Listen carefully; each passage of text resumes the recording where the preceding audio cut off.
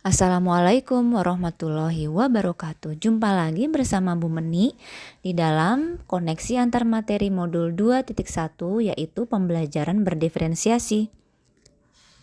Tugas ini dapat terselesaikan oleh bimbingan Bapak Muhammad Munajat sebagai fasilitator dan Bapak Mulyono sebagai pengajar praktik.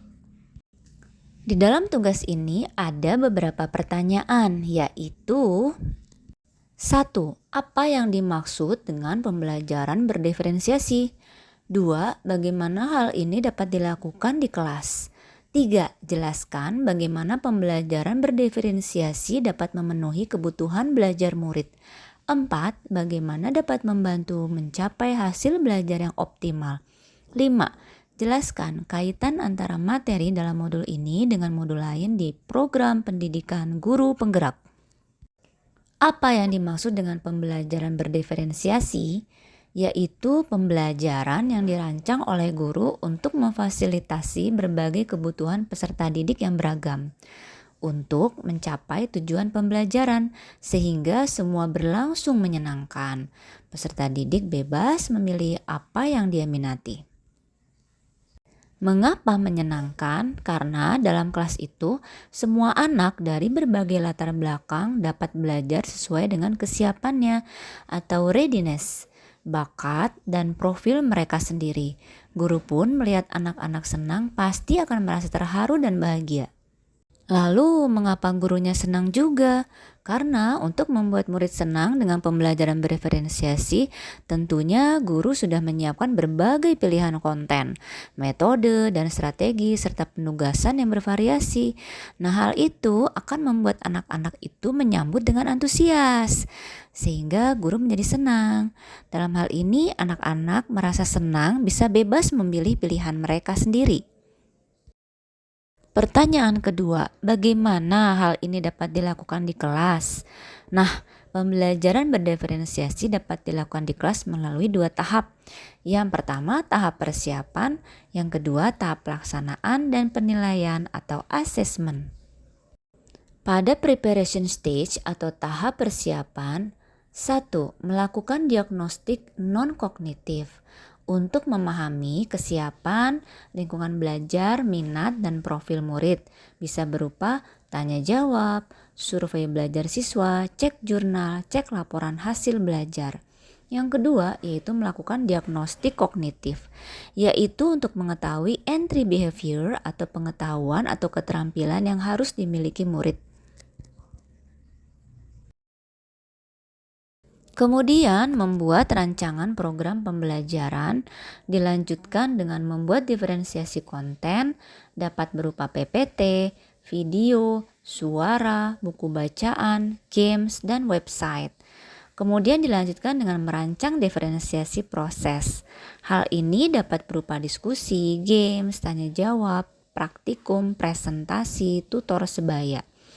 Nah, dilanjutkan dengan membuat pilihan produk, dapat berupa poster, makalah, video, bahan presentasi, dan Google Site.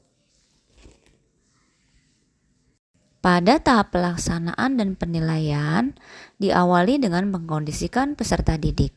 Setelah siap belajar, dilanjutkan dengan berdoa, lalu menyampaikan tujuan pembelajaran, memberikan stimulus, memberikan pertanyaan pemantik.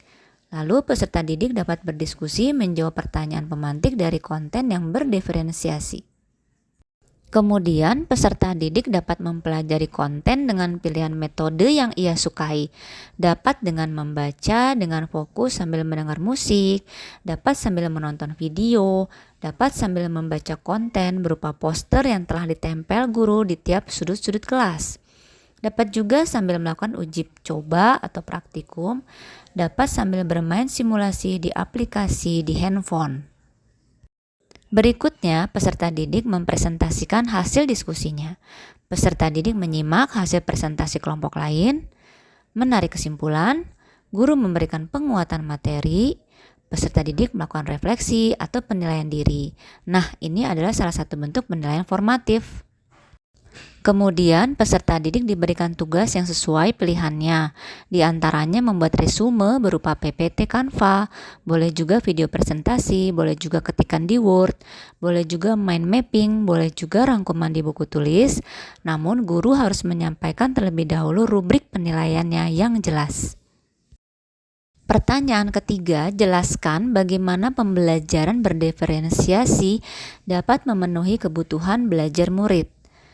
Nah, pada pembelajaran berdiferensiasi dirancang oleh guru berdasarkan hasil diagnostik peserta didik berupa data kesiapan belajar anak atau lingkungan belajarnya, minat, dan profil tiap anak dapat ditinjau dari gaya belajar anak seperti auditori, visual, dan kinestetik.